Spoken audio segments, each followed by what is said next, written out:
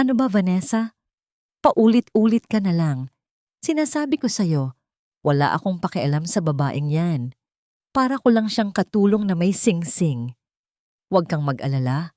Makuha ko lang ang pirma niya sa dokumento ng lupa. Itatapon ko siya sa kalsada kung saan ko siya pinulot.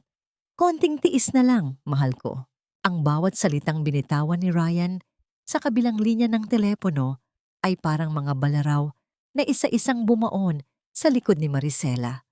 Nakatayo siya sa labas ng kanilang silid, suot ang isang lumang duster na may mantsa pa ng mantika mula sa pagluluto ng paboritong hapunan ng asawa. Sa kanyang mga kamay, hawak niya ang isang piraso ng telang pinya, isang barong na halos 10 gabi niyang pinagpuyatang burahin ng gintong sinulid. Ang bawat hibla ng disenyong yon ay simbolo ng 10 taon nilang pagsasama. Bawat tahi ay isang panalangin para sa kanilang kinabukasan. Ngunit ang gintong sinulid na simbolo ng kanyang pagmamahal ay tila naging isang mahabang lubid na ngayoy humahigpit sa kanyang leeg. Naramdaman ni Maricela ang biglang paglamig ng kanyang mga dulo ng daliri.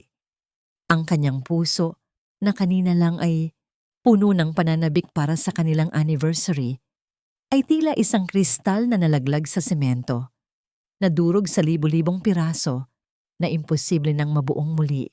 Hindi siya makahinga. Ang hangin sa paligid ay naging malapot na parang lason.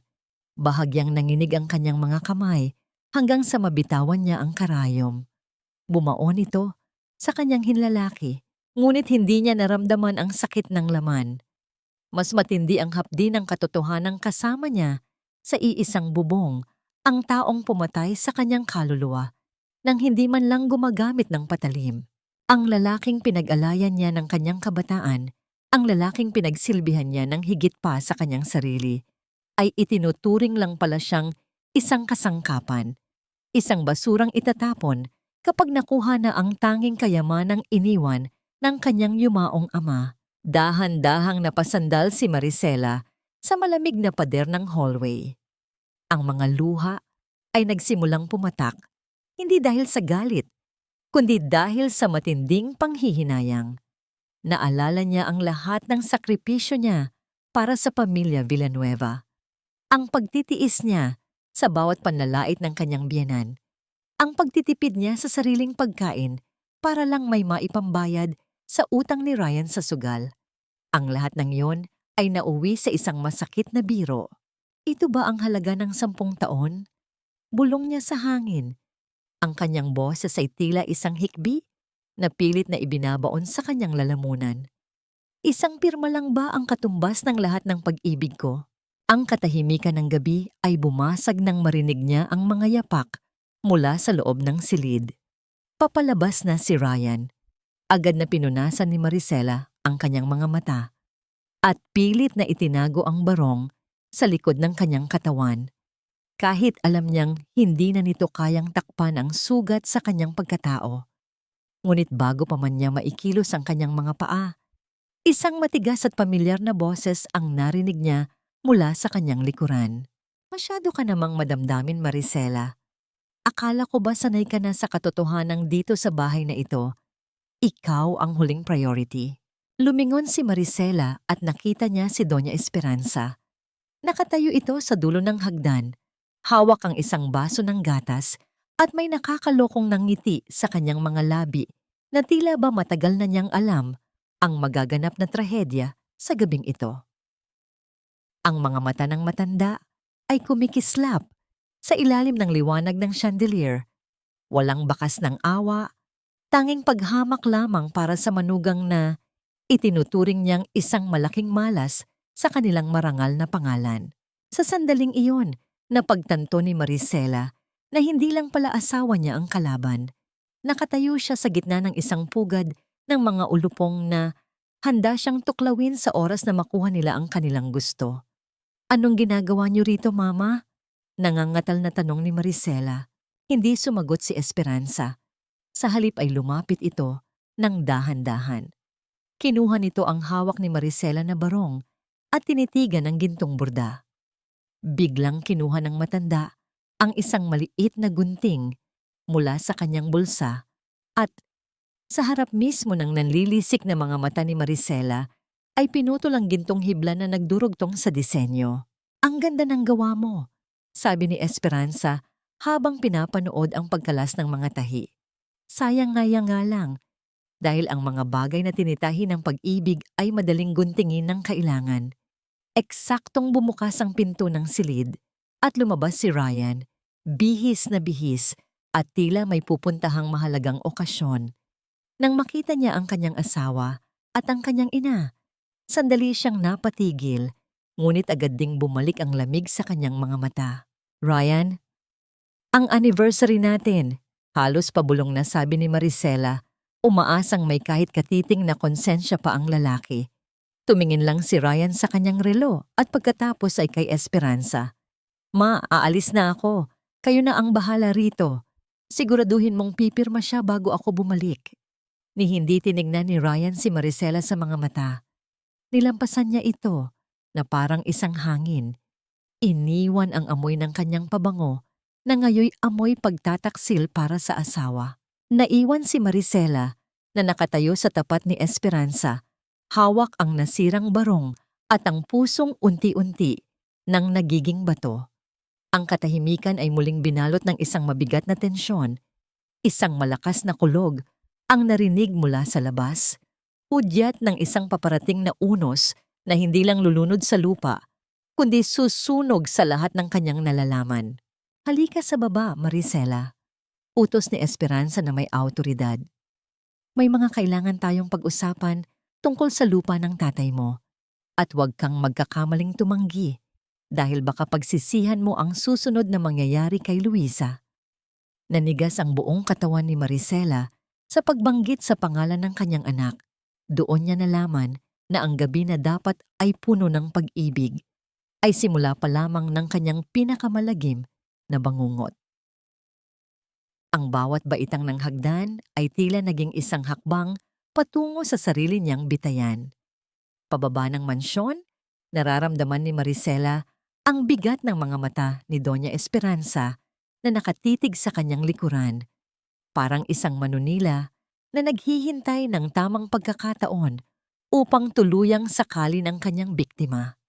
Ang malaking bahay na dati ay itinuturing niyang tahanan ay biglang naging isang malamig at madilim na kabaong na gawa sa semento at marmol. Pagdating sa malawak na sala, itinuro ni Esperanza ang maliit na altar sa sulok kung saan nakadikit ang imahe ng Birheng Maria. Ang usok mula sa mga tinitirik na kandila ay humahalo sa amoy ng lumang kahoy na nagbibigay ng isang nakakasakal na atmosfera sa buong silid. Luhod Maricela, ang malamig at walang emosyong utos ni Esperanza. "Ma, bakit po? Ano pong nagawa ko?"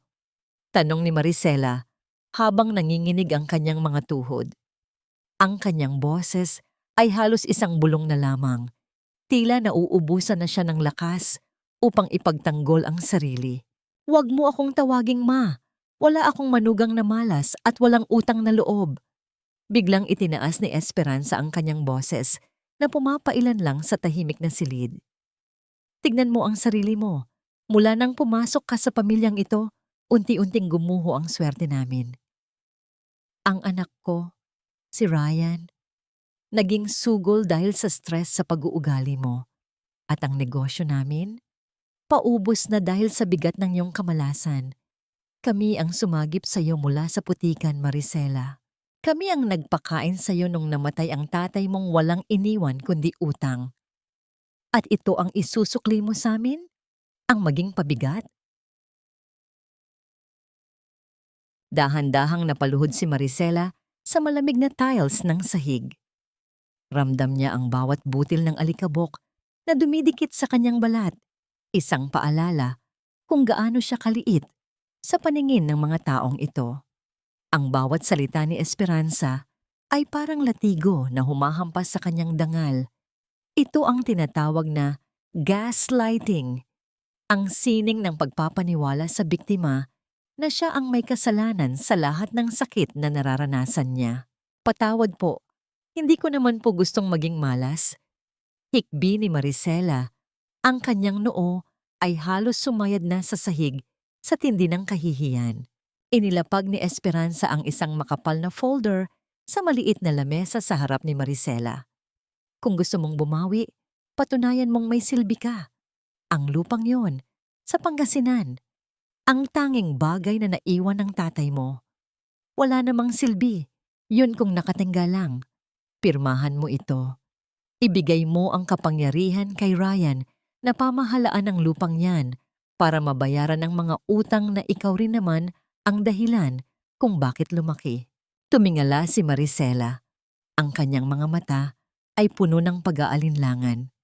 Pero ma, bilin po ni tatay. Huwag ko raw pong ibebenta yon dahil para yon sa kinabukasan ni Luisa. Yun na lang po ang tanging alaala niya. Alaala? Ang kailangan ni Luisa ay pagkain, edukasyon at marangal na pangalan. Paano mo siya mabibigyan yan kung nakakulong ka sa kahirapan? Inilapit ni Esperanza ang kanyang mukha sa mukha ni Maricela. Ang kanyang hininga ay amoy kape at kapangyarihan. Isipin mo ang anak mo, Maricela. Kung hindi mo ito pipirmahan, paano ko masisigurong hindi siya kukunin ng gobyerno dahil sa kapabayaan mo? Isang pirma lang at mananatili kayo rito. Isang pirma lang at patatawarin ko ang lahat ng pagkukulang mo. Sa gitna ng kanyang pagkalito, napatingin si Maricela sa krusipiho sa dingding. Parang naririnig niya ang boses ng kanyang ama na nagbabala. Ngunit ang takot na mawala si Luisa ang mas nangingibabaw. Inabot niya ang panulat ng may nanginginig na kamay. Ang bawat paghinga niya ay naging mabigat. Tila may nakadagang malaking bato sa kanyang dibdib. Isang gintong sinulid mula sa nasirang barong ang nakadikit pa rin sa kanyang duster. Hinawakan niya ito ng mahigpit, ang tanging piraso ng kanyang pag-ibig na natitira. Sa sandaling iyon, isang matalim na liwanag mula sa kidlat ang tumama sa bintana na nagbigay ng pansamantalang liwanag sa dokumento. Doon, sa maliit na bahagi ng papel na hindi pa nababasa ni Maricela, nakita niya ang isang pangalan na hindi niya inaasahan. Hindi ito pangalan ni Ryan at hindi rin ito pangalan ng isang bangko. Ang pangalang nakasulat doon bilang buyer ay isang tao na matagal na niyang kinalimutan, isang tao na may kinalaman sa madilim na nakaraan ng kanyang ama. Bago pa man maidiit ni Maricela ang dulo ng ballpen sa papel, isang malakas na tunog ng pagsara ng pinto mula sa itaas ang bumasag sa tensyon. Si Luisa. Ang bata ay nakatayo sa tuktok ng hagdan, yakap ang kanyang lumang manika at nakatingin sa kanyang ina na nakaluhod sa paanan ni Esperanza. Mama, bakit ka po umiiyak? Ang inosenteng tanong ng bata na nagpapatigil sa mundo ni Maricela. Agad na tumayo si Esperanza at hinarangan ang paningin ng bata. Wala lang yun, Luisa. Ang mama mo ay humihingi lang ng tawad sa Diyos dahil sa kanyang mga pagkakamali. Bumalik ka na sa kwarto mo. Ngunit sa mga mata ni Luisa, nakita ni Maricela ang takot. Isang takot na hindi dapat nararanasan ng isang 7 taong gulang na bata. Doon, sa ilalim ng malamig na titig ng kanyang biyenan at sa harap ng kanyang anak, napagtanto ni Maricela na ang dokumentong hawak niya ay hindi susi sa kanilang kaligtasan. Ito ay ang susi na tuluyang magkukulong sa kanila sa impyerno. Biglang hinablot ni Esperanza ang kamay ni Maricela at pilit na idiniit ang panulat sa papel. Pirma na, Maricela. Ngayon din. Pirmahan mo na ito, Maricela. Huwag mong hintayin na ang mga pulis mismo ang kumuha sa anak mo dahil sa kawalan mo ng kakayahan. Ang boses ni Doña Esperanza ay tila isang matalim na lagari na pilit na pinuputol ang huling hibla ng pasensya ni Maricela. Sa loob ng kanyang bulsa, mahigpit na nakahawak ang kanyang mga daliri sa isang lumang panyo. Ang huling panyong ginamit ng kanyang tatay na si Mang Carding bago ito tuluyang bawian ng buhay. Ang amoy ng panyo na may bahid pa ng tuyong luha at amoy ng mga halamang gamot sa Pangasinan ay tila isang proteksyon laban sa lason na ibinubuga ng kanyang biyenan. Nanginig ang kanyang buong pagkatao. Ang kanyang lalamunan ay tuyong-tuyo, parang lupang hindi nadilig ng ulan sa loob ng maraming taon. Habang nakatitig sa panulat na hawak ni Esperanza, tila bumalik sa kanyang gunita ang gabing iyon sa probinsya. Ang gabi kung kailan ang lahat ay nagsimulang magbago. Malamig ang simoy ng hangin sa pangasinan noon. Nakahiga si Mang Carding sa kanilang maliit na papag. Hirap sa bawat paghinga. Ang mga kamay nitong kalyado mula sa dekada ng pagbubungkal ng lupa ay mahigpit na humawak sa kamay ni Maricela.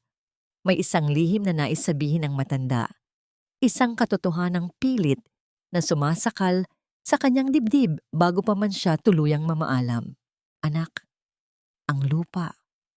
Huwag mong hahayaang makuha nila. Ang namamaos na bulong ni Mang Carding. May ginto sa ilalim ng mga halamang iyon.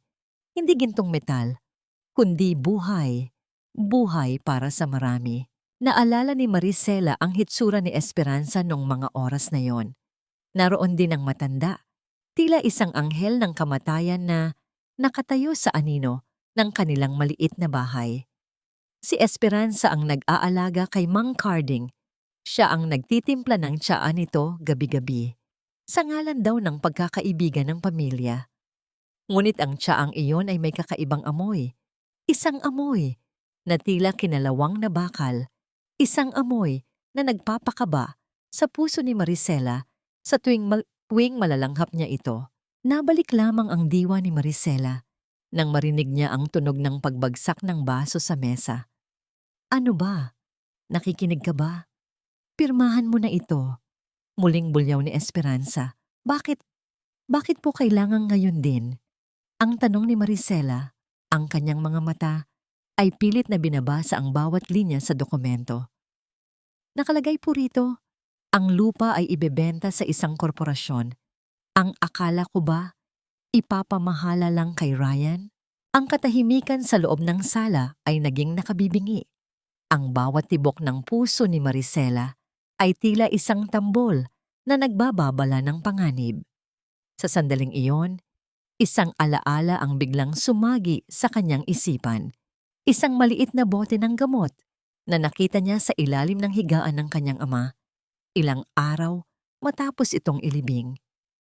Isang bote na walang label, ngunit may kakaibang kulay na katulad ng tsaang tinitimpla ni Esperanza. Napatingin si Maricela sa mga mata ng kanyang biyenan. Doon, sa likod ng mga mamahaling salamin ni Esperanza, nakita niya ang isang bagay na hindi niya napansin noon. Ang uhaw sa yaman na higit pa sa anumang uri ng pagkagutom. Mama, nung huling gabi ni tatay, kayo ang nagbigay sa kanya ng huling inumin, di ba? Ang tanong ni Maricela ay parang isang kidlat na bumasag sa mapanlinlang na katahimikan ng gabi. Biglang namutla si Esperanza. Ang kamay nitong hawak ang folder ay bahagyang nanginig. Isang senyales na hindi nakaligtas sa paningin ni Maricela. Ang mapagmataas na mukha ng matanda ay panandaliang napalitan ng takot bago muling bumalik ang kanyang pagiging mapangapi. Anong ibig mong sabihin? Pinagbibintangan mo ba ako? Ang bulyaw ni Esperanza, ngunit ang kanyang boses ay may halong panginginig. Pagkatapos ng lahat ng ginawa namin para sa'yo, pagkatapos naming ampunin ang tatay mong may sakit sa bahay na ito, ganyan ka ba kawalang utang na loob? Bumangon ang isang kakaibang lakas sa loob ni Maricela. Ang babaeng dati ay yumuyuko sa bawat hampas ng salita ay dahan-dahang tumayo. Hindi na siya nakaluhod. Ang kanyang mga mata na dati ay puno ng luha ay ngayoy puno ng determinasyon. Hindi ko ito pipirmahan hanggat hindi ko nalalaman kung ano ang laman ng boteng iyon sa ilalim ng kama ni tatay. Ang matapang na pahayag ni Maricela. At hindi ko ibibigay ang lupa hanggat hindi ko naririnig mula kay Ryan ang totoong dahilan kung bakit niya ito kailangan. Ngunit hindi pa man natatapos ni Maricela ang kanyang sinasabi. Narinig niya ang tunog ng isang sasakyang huminto sa labas. Hindi ito ang sasakyan ni Ryan. Ang amoy ng mamahaling tabako ay pumasok sa loob ng sala. Kasunod ang anino ng isang lalaking hindi pamilyar sa kanya, ngunit tila kilalang kilala ni Esperanza. Ang lalaking ito, na siyang buyer sa dokumento, ay naglakad ng dahan-dahan patungo sa kanila. Ang kanyang boses ay tila galing sa ilalim ng lupa, malamig at puno ng panganib. Doña Esperanza, tila may problema tayo rito. Akala ko ba ay maayos na ang lahat? Naramdaman ni Maricela ang lamig na gumagapang sa kanyang likuran. Sino ang lalaking ito? At ano ang tunay na kinalaman niya sa lupang iniwan ng kanyang ama? Sa sandaling iyon, napagtanto ni Maricela na ang kamatayan ng kanyang ama ay hindi lamang isang aksidente, kundi isang bahagi ng isang mas malaking plano na siya na ang susunod na biktima. Ang bawat yapak ng lalaking estranghero sa makintab na sahig ng sala ay tila bawat tibok ng kaba sa dibdib ni Maricela. Ang amoy ng matapang na tabako na dala nito ay humahalo sa amoy ng kandila mula sa altar, na lumilikha ng isang nakakasuffocate na paligid. Si Senyor Alfonso, ang pangalang nakasulat sa dokumento, ay tumitig kay Maricela na parang isang pirasong karne na sinusuri ang halaga. Doña Esperanza, hindi ako nagpunta rito para makinig sa drama ng inyong manugang. Ang malamig na sabi ni Alfonso. Ang kanyang boses ay may awtoridad na tila nakasanayan nang sumunod ang lahat sa kanya. Ang usapan natin ay malinaw. Ang lupa para sa kalayaan ng inyong anak mula sa kanyang mga utang. Napatingin si Maricela kay Esperanza pagkatapos ay sa dokumentong nasa lamesa. Kalayaan ni Ryan? Ano pong ibig sabihin nito? Bago pa man makasagot si Esperanza, bumukas ang pinto ng mansyon at pumasok si Ryan. Ngunit hindi ito ang Ryan na nakita ni Maricela kanina. Magulo ang kanyang buhok, walang suot na coat, at ang kanyang mga mata ay mapula. Tila galing sa isang mahabang gabi ng pagkatalo. Hindi siya tumingin kay Maricela. Diretso ang kanyang lakad patungo kay Alfonso. Nandito na ang bata, ang tipid na sabi ni Ryan. Ang kanyang boses ay walang kabuhay-buhay, parang isang robot na sumusunod lamang sa utos. Ryan, anong sinasabi mo? Sinong bata? Ang boses ni Maricela ay nagsimulang tumaas. Ang kanyang kutob ay naging isang dambuhalang takot na lumalamon sa kanyang sistema. Hindi sumagot si Ryan. Sa halip, tumingin siya sa itaas ng hagdan. Naroon si Luisa. Hawak ang kanyang maliit na maleta habang inaalalayan ng isang yaya. Ang bata ay mukhang nalilito. Ang kanyang mga mata ay nagniningning sa takot habang nakatingin sa kanyang mga magulang.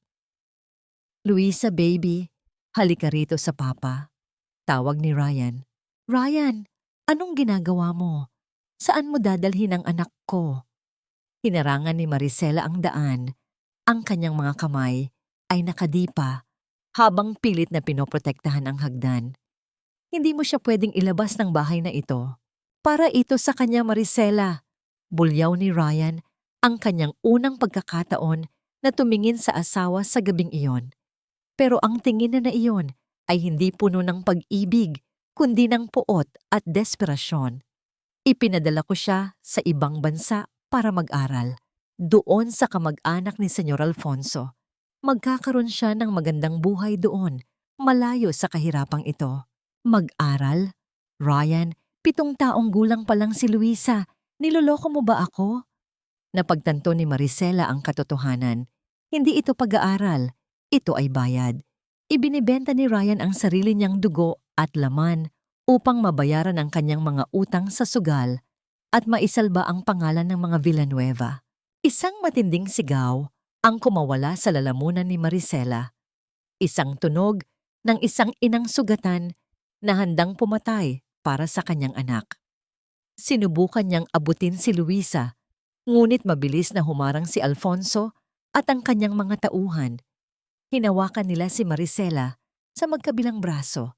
Pinipigilan ang kanyang bawat paggalaw. Mama! Mama! Ang iyak ni Luisa habang pilit siyang kinukuha ni Ryan mula sa hagdan. Ang maliit na kamay ng bata ay pilit na umaabot sa kanyang ina, ngunit lalong humihigpit ang hawak ni Ryan sa kanya. Bitawan niyo ako, Ryan, parang awa mo na. Huwag ang anak ko. Kunin niyo na ang lupa. Kunin niyo na ang lahat. Huwag lang si Luisa. Ang bawat pagsamo ni Maricela ay tila tumatama sa isang pader na bato. Ang kanyang mga luha ay bumabaha sa kanyang pisngi, humahalo sa pawis at alikabok sa sahig. Sa gitna ng kaguluhan, nakita ni Maricela ang isang maliit na bagay na nahulog mula sa kamay ni Luisa. Ito ang kapirasong tela mula sa gintong barong na tinitahi niya kanina. Mahigpit itong hinawakan ng bata bago siya tuluyang binuhat ni Ryan palabas ng pinto. Mama, ayaw ko pong umalis. Mama! Ang huling iyak ni Luisa na narinig ni Maricela bago tuluyang sumara ang pinto ng mansyon. Kasabay ng pag-alis ng sasakyan, naramdaman ni Maricela ang isang malakas na sampal mula kay Esperanza. Ang matanda ay nakatayo sa harap niya, ang muka ay puno ng galit. Tumigil ka na sa pag-iingay. Isang malaking pagkakataon ito para sa anak mo. At kung gusto mo siyang makitang muli, pirmahan mo ang dokumentong yon. Ngayon din, naiwang nakadapa si Maricela sa sahig. Ang kanyang katawan ay nanginginig sa matinding pighati. Ang bawat sulok ng mansyon ay tila umaalingaw-ngaw sa iyak ni Luisa. Ang gintong sinulid na simbolo ng kanyang pag-asa ay tuluyan ng naputol. Sa sandaling iyon, ang huling bahagi ng Maricela na mapagmahal at mapagtiis ay tuluyan ng namatay. Dahan-dahan niyang inangat ang kanyang mukha. Ang kanyang mga mata, na dati ay puno ng pagsamo, ay naging malamig na parang yelo. Tinitigan niya si Esperanza, hindi na bilang isang manugang, kundi bilang isang kaaway na wala nang natitirang takot. Hindi niyo alam ang ginawa niyo. Ang pabulong na banta ni Maricela, ang kanyang boses ay parang isang sumpa na nanggagaling sa kailaliman ng kanyang kaluluwa. Dahil sa gabing ito, sinunog niyo ang tanging bagay na nagpapanatili sa inyong ligtas mula sa akin. Wala nang silbi ang isang sirang kagamitan, Maricela. Panahon na para itapon ka sa basurahan ng nakaraan. Ang boses ni Ryan ay tila galing sa isang estranghero, malamig at walang kahit katiting na bahid ng pagsisisi. Kinaladkad siya ng dalawang lalaki patungo sa likod ng mansion, kung saan nakatayo ang isang lumang bodega ng mga tela. Ang lugar na dati ay itinuturing ni Maricela na kanyang kanlungan, ang lugar kung saan bawat tahi ng kanyang mga disenyo ay nabuo. Ngunit sa gabing ito, ang amoy ng alikabok at lumang sinulid ay tila amoy ng isang libingan. Ibinagsak siya sa gitna ng mga tumpok ng tuyong tela. Ang sahig na semento ay kasing lamig ng pakikitungo sa kanya ng pamilyang Villanueva. Sa labas, ang ulan ay malakas na bumubuhos, ngunit sa loob ng bodega, ang katahimikan ay mas nakakatakot kaysa sa kulog at kidlat. Dahan-dahang pumasok si Ryan, hawak ang isang kandila na kinuha niya mula sa altar kanina.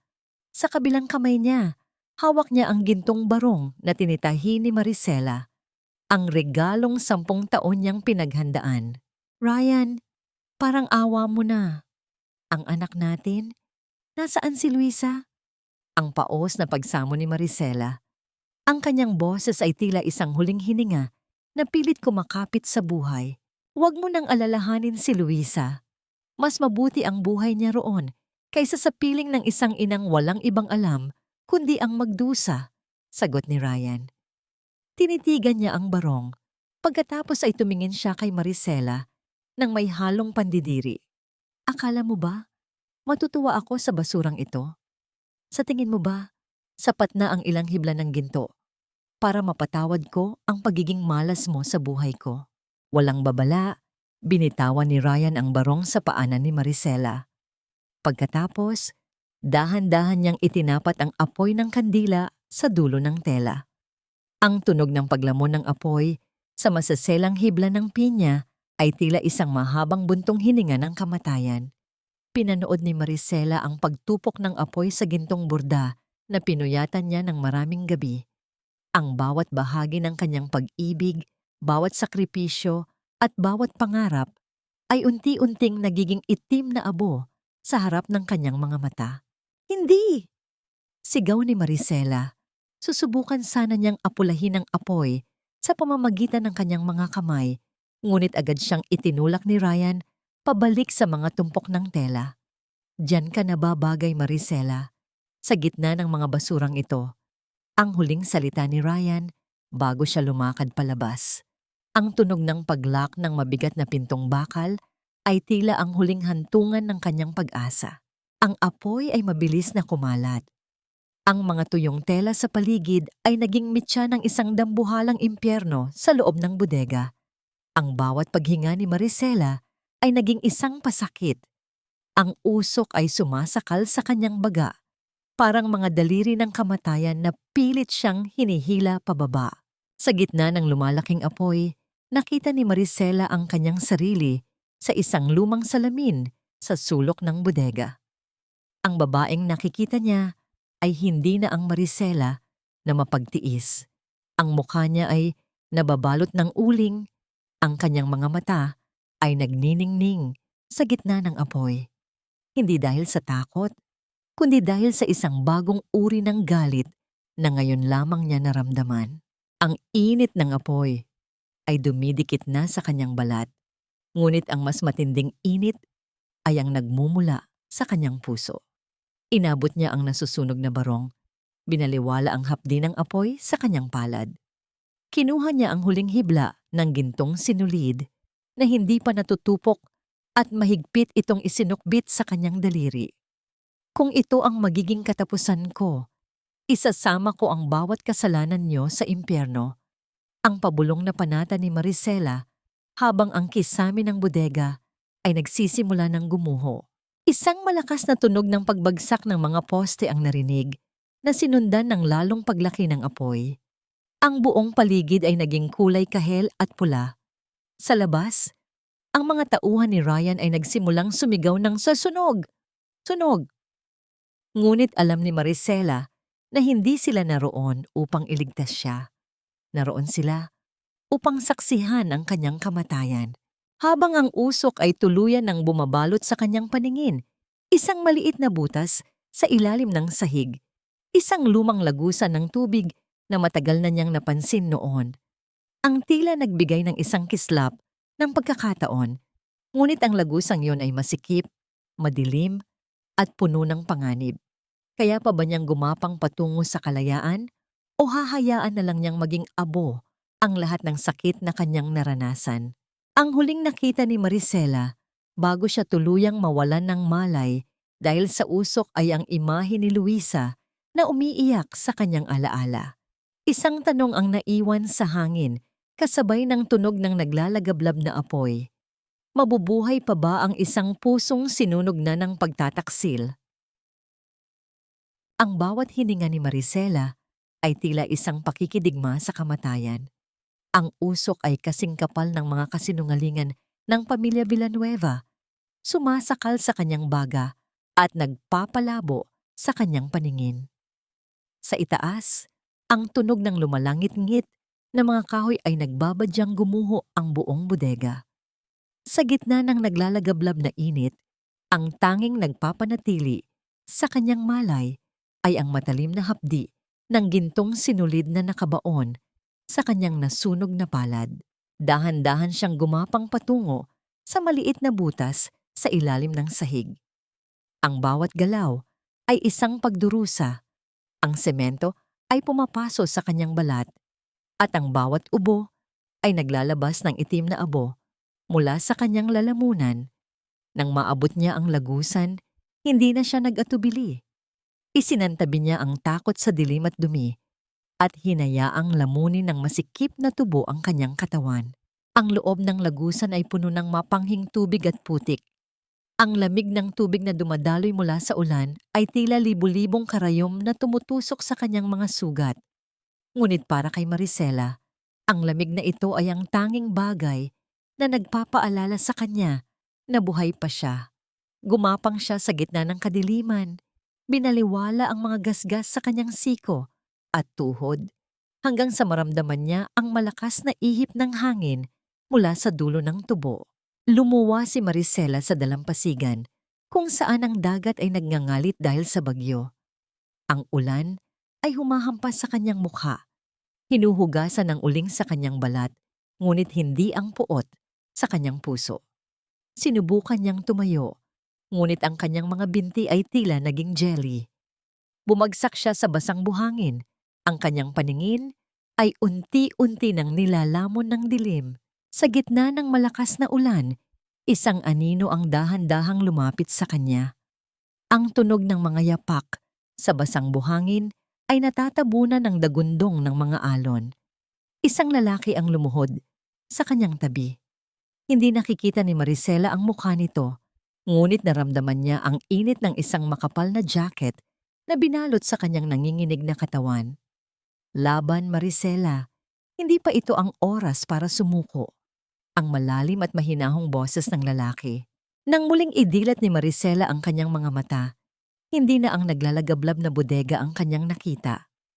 Isang malinis at payapang silid ang bumungad sa kanya. Ang amoy ng antiseptic at sariwang kumot ay malayo sa amoy ng usok at kamatayan. Ang kanyang mga kamay ay maayos na nababalutan ng benda. Sa tabi ng kanyang higaan, nakaupo ang lalaking nagligtas sa kanya. Si Sebastian. Ang kanyang mga mata ay puno ng misteryo, ngunit may bakas ng pag-unawa na tanging ang mga taong dumaan din sa impyerno ang makakaramdam. Nasaan ako? Ang paos na tanong ni Maricela. Nasa ligtas kang lugar, sagot ni Sebastian. Tumayo siya at binuksan ang isang lumang radyo sa tabi ng mesa. Ang boses ng tagapagbalita ay tila malamig na hangin na dumaan sa buong katawan ni Maricela.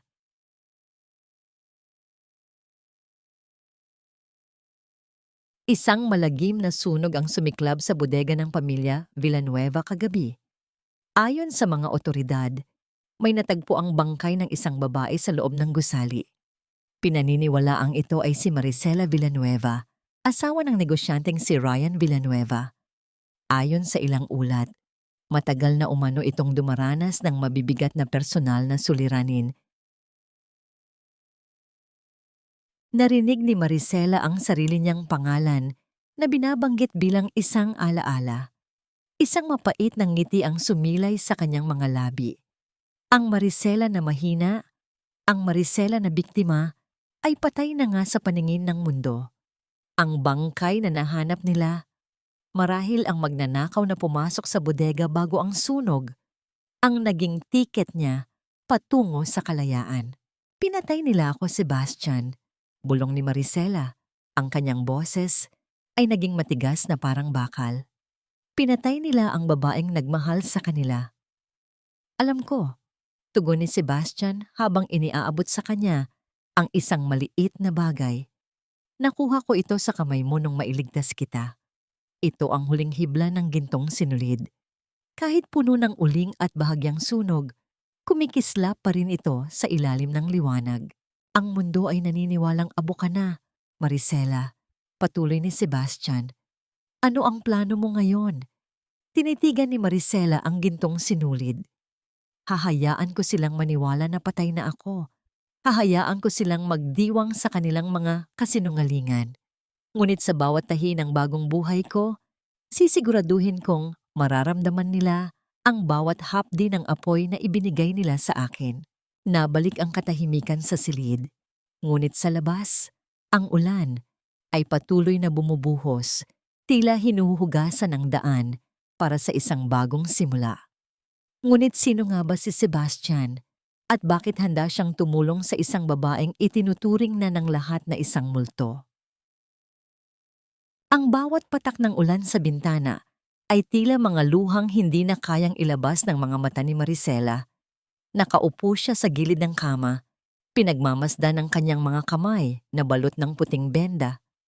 Ang hapdi ng mga paso sa kanyang balat ay wala pa sa kalahati ng sakit na nararamdaman niya sa tuwing naaalala Ang huling iyak ni Luisa. Sa loob ng maliit at payak na bahay ni Sebastian, ang bawat segundo ng katahimikan ay tila isang mabigat na pasanin. Ang tunog ng porselanang tasa na dahan-dahang ipinatong sa kahoy na lamesa ay bumasag sa kanyang malalim na pag-iisip. Lumapit si Sebastian, dala ang isang mainit na tsaa na may amoy ng mga sariwang dahon mula sa probinsya. Inumin mo muna ito, ang mahinahong sabi ni Sebastian.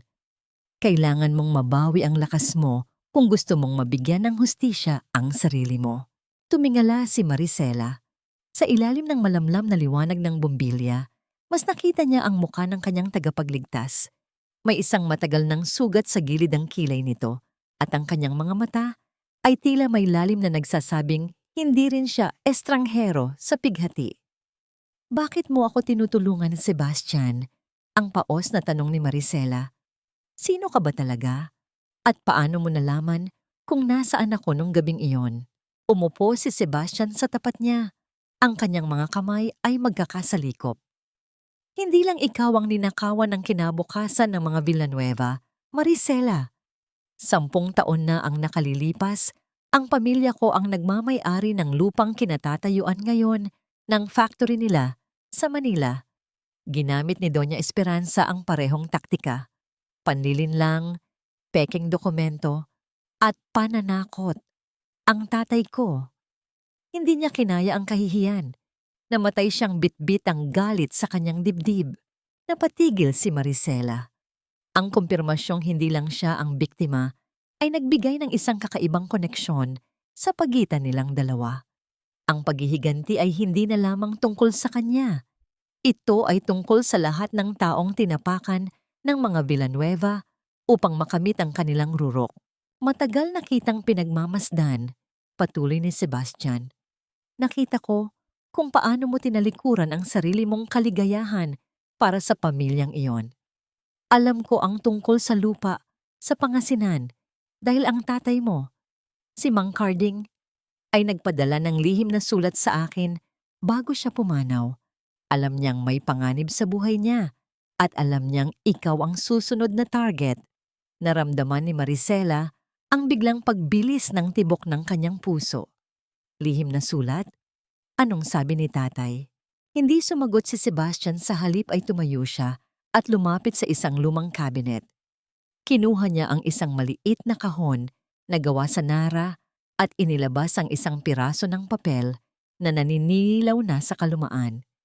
Inabot niya ito kay Maricela. Sa sulat, nakita ni Maricela ang pamilyar na sulat kamay ng kanyang ama. Bawat letra ay tila may kasamang panginginig. Nakasulat doon ang babala tungkol sa isang lihim na sangkap sa mga halamang gamot sa kanilang lupa. Isang sangkap na kayang magpagaling ng malulubhang sakit, na siyang dahilan kung bakit desperado ang mga Villanueva na makuha ito. Ngunit ang mas nakakagimbal ay ang huling pangungusap. Huwag pagkatiwalaan ang gamot na ibinibigay ni Esperanza. Ito ay hindi para sa paggaling, kundi para sa dahan-dahang paglimot. Nabitawan ni Maricela ang papel. Ang kanyang buong katawan ay nanginig sa galit. Hindi lang pala pagnanakaw ang ginawa ni Esperanza. Dahan-dahan itong nilason ng isipan ng kanyang ama hanggang sa hindi na nito kayang ipagtanggol ang sarili. Ang mga taong gaya nila ay hindi natatalo ng luha, Maricela. Ang sabi ni Sebastian habang dahan-dahang hinahawakan ang kanyang balikat. Ang hawak nito ay matatag, puno ng suporta. At sa unang pagkakataon, sa loob ng maraming taon, naramdaman ni Maricela na hindi siya nag-iisa. Kailangan mo ng talas. Kailangan mong maging isang tao na hindi nila inaasahan. Isang tao na sisira sa kanilang mundo mula sa loob. Pero paano? Ang tanong ni Maricela habang nakatingin sa kanyang mga nasunog na palad. Patay na ako sa paningin nila. Wala akong pera. Wala akong kapangyarihan. Isang tipid na ngiti ang sumilay sa mga labi ni Sebastian. Mayroon kang talento na wala sila. Ang iyong mga kamay na nakakalikha ng sining mula sa mga hibla ng tela at ako ang magiging anino mo. Bibigyan kita ng bagong pangalan, bagong mukha, at ang pagkakataong bawiin ang lahat ng nawala sa'yo. Tumayo si Maricela. Binaliwala ang sakit ng kanyang mga sugat. Ang kanyang tindig ay hindi na gaya ng isang biktima. Ang bawat hibla ng kanyang pagkatao ay nagsimulang tumigas. Mula sa gabing ito, wala na si Maricela. Ang deklara niya, ang kanyang boses ay tila isang hatol ng kamatayan. Sabihin mo sa akin, Sebastian, paano tayo magsisimula? Bago pa man makasagot si Sebastian, isang malakas na tunog ng paghinto ng sasakyan sa labas ng bahay ang nagpatahimik sa kanila. Ang liwanag ng headlight ay tumago sa mga siwang ng bintana na nagpapakita ng anino ng isang tao na dahan-dahang naglalakad patungo sa kanilang pintuan. Naramdaman ni Maricela ang lamig ng kaba. Nahanap na ba sila ng mga tauhan ni Ryan? O ito na ang simula ng kanyang madilim na paglalakbay? Tumingin ka sa salamin at sabihin mo sa akin kung sino ang nakikita mo. Dahil kung ang nakikita mo pa rin ay ang babaeng biktima na iniwan sa sunog, mas mabuting bumalik ka na lang sa abo. Ang boses na yon ay hindi kay Sebastian. Ito ay mula kay Tita Baby, isang matandang babae na may matalas na pananalita at mga matang tila nakakakita hanggang sa kailaliman ng iyong kaluluwa. Siya ang estrangherong bumaba mula sa sasakyan kagabi. Isang dalubhasa sa sining ng pagpapanggap at ang huling alas ni Sebastian upang hubugin ang bagong pagkatao ni Maricela. Dahan-dahang itinaas ni Maricela ang kanyang tingin sa malaking salamin na nasa harap niya. Ang kanyang buhok na dati ay mahaba at laging nakatali ng simple ay pinutol na ngayon sa isang sopistikadong maikling estilo na nagpapakita ng kanyang matapang na panga. Ang kanyang balat na may mga bakas pa ng paghilo mula sa mga paso ay nababalot ng mamahaling sutla. Ngunit sa likod ng mga pagbabagong ito, nakikita pa rin niya ang mga mata ni Maricela, ang mga matang puno ng pighati. Hindi na siya ang nakikita ko. Ang pabulong na sagot ni Maricela. Ang kanyang boses ay mas malalim, mas kontrolado. Ang nakikita ko ay isang babaeng wala ng luhang ititira para sa mga taong pumatay sa kanya. Mabuti. Tugon ni Tita Baby habang inaayos ang kwelyo ng kanyang damit. Dahil mula sa araw na ito, ikaw na si Isabela de la Cruz, isang anak ng mayamang pamilya mula sa Espanya na nagbalik sa Pilipinas upang dalhin ang kanyang sining. Ang bawat kilos mo, bawat salita mo, at bawat titig mo ay dapat magmula sa isang posisyon ng kapangyarihan. Hindi ka humihingi ng atensyon, Isabela. Ikaw ang nagbibigay nito. Ang sumunod na mga buwan ay naging isang mahabang proseso ng pagdurusa at pagbabago.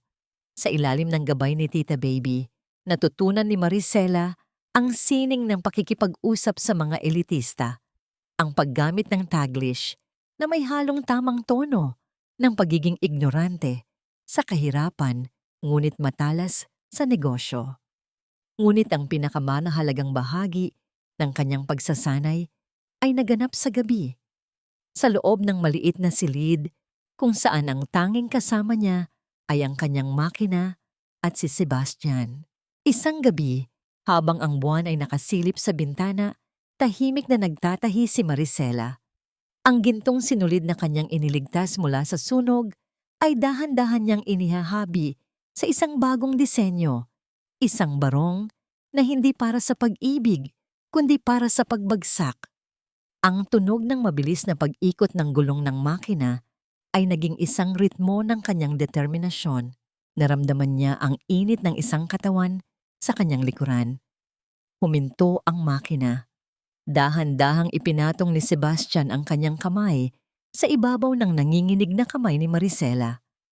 Ang kanyang hawak ay hindi mahigpit, kundi puno ng isang uri ng pag-aalaga na hindi kailanman naramdaman ni Maricela mula kay Ryan. Magpahinga ka muna, Isabela, ang mahinang sabi ni Sebastian. Ang paggamit nito sa kanyang bagong pangalan ay nagbigay ng isang kislap ng kuryente sa kanyang sistema. Hindi mo kailangang madaliin ang lahat. Ang bawat tahimo ay isang obra maestra, ngunit kailangan mo ring alagaan ang sarili mo. Hinarap ni Maricela si Sebastian. Ang kanilang mga muka ay magkalapit, sapat na upang maramdaman niya ang hininga nito sa kanyang pisngi. Sa sandaling iyon, ang pader na itinayo niya sa paligid ng kanyang puso ay bahagyang nayanig. Sa mga mata ni Sebastian, hindi lang niya nakikita ang isang kakampi, kundi isang lalaking handang tanggapin ang bawat sugat na dala niya.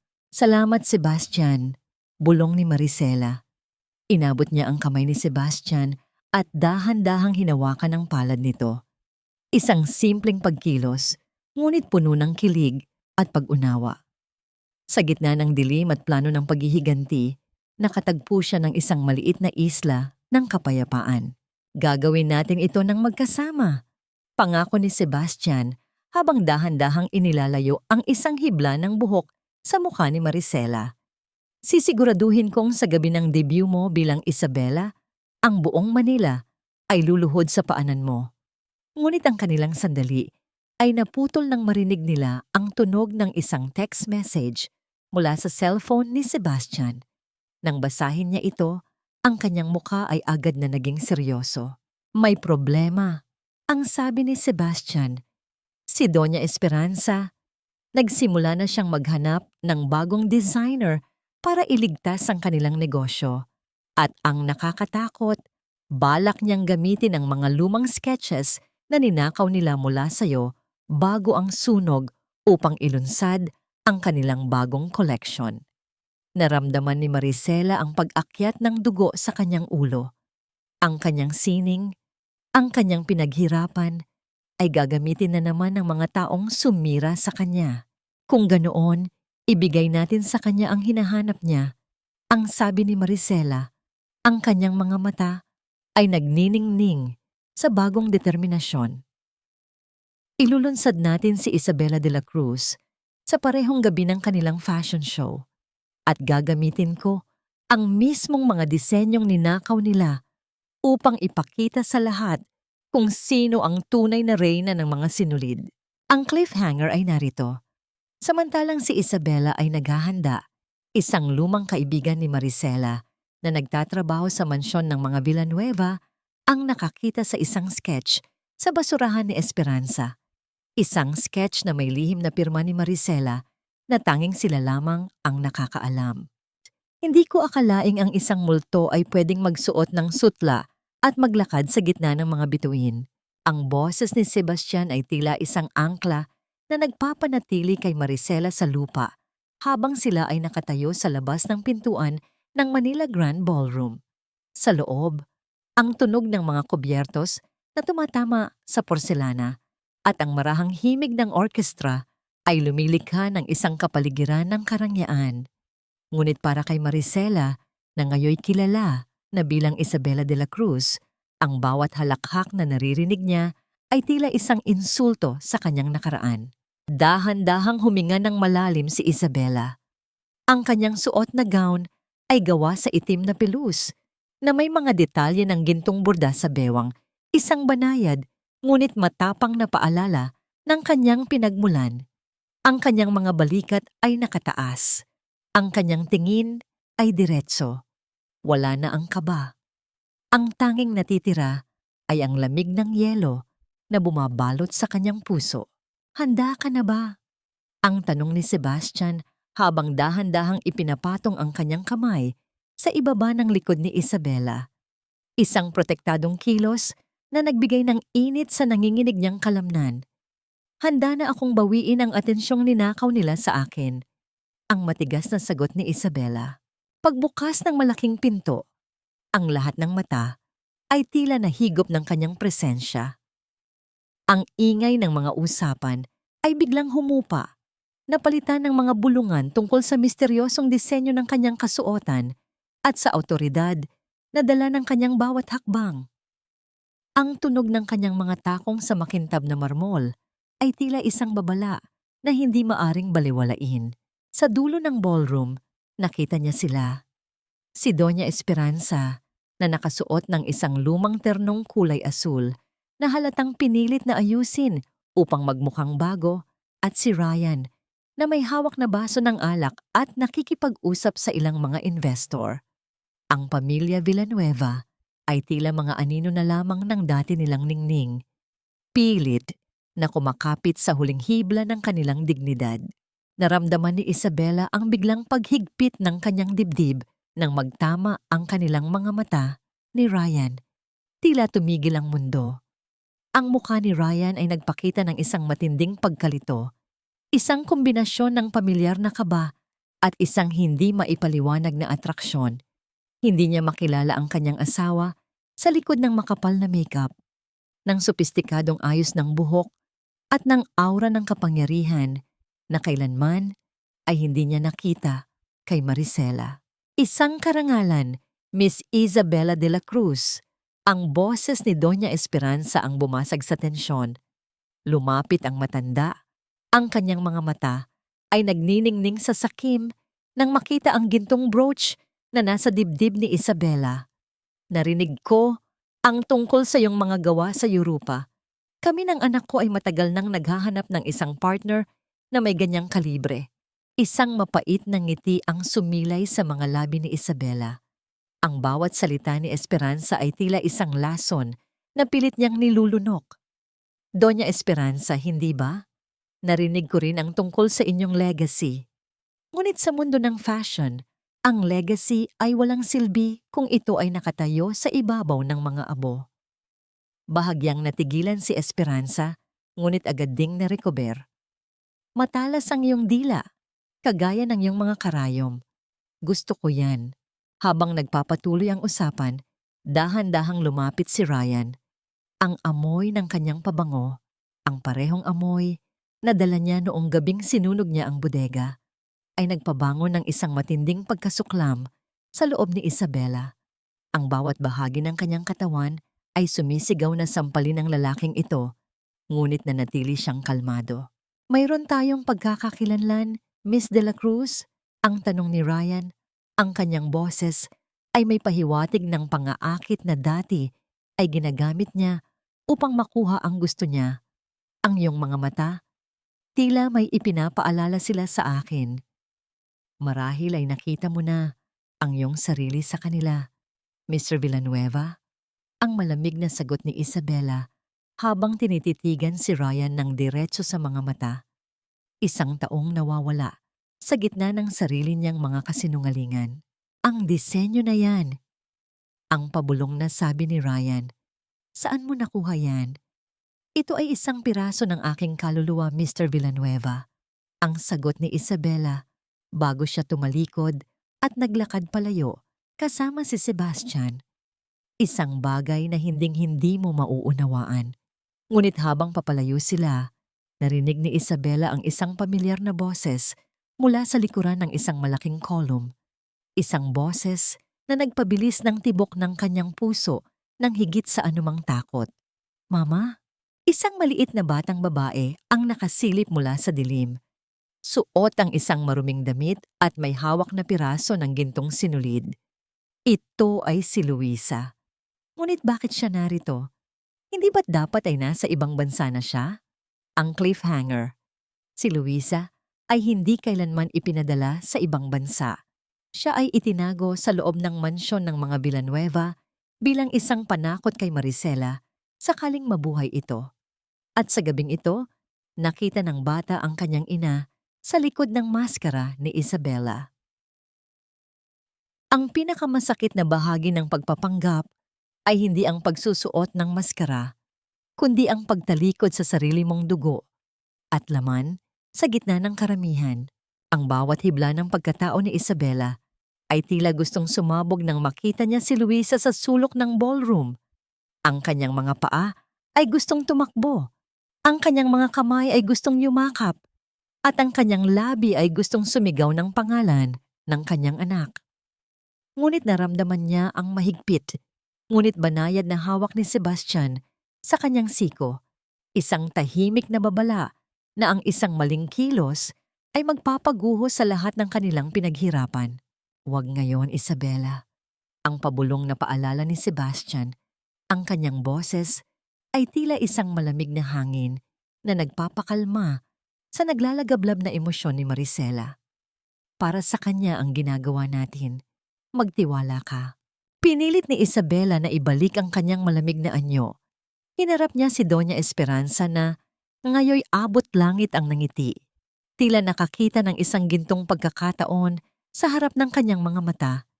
Hindi alam ng matanda na ang babaeng kaharap niya ay ang parehong malas na sinunog niya sa bodega. Miss Isabela, pasensya na sa abala ng batang yon. Ang paumanhin ni Esperanza habang sinenyasan ng isang yaya na itago si Luisa. Anak siya ng isa sa mga malalayong kamag-anak namin. Minsan ay masyadong malikot. Anyway, pag-usapan natin ang partnership na binabanggit mo. Nabalitaan kong naghahanap ka ng lokasyon para sa iyong susunod na textile farm. Isang mapaglarong ngiti ang sumilay sa mga labi ni Isabela.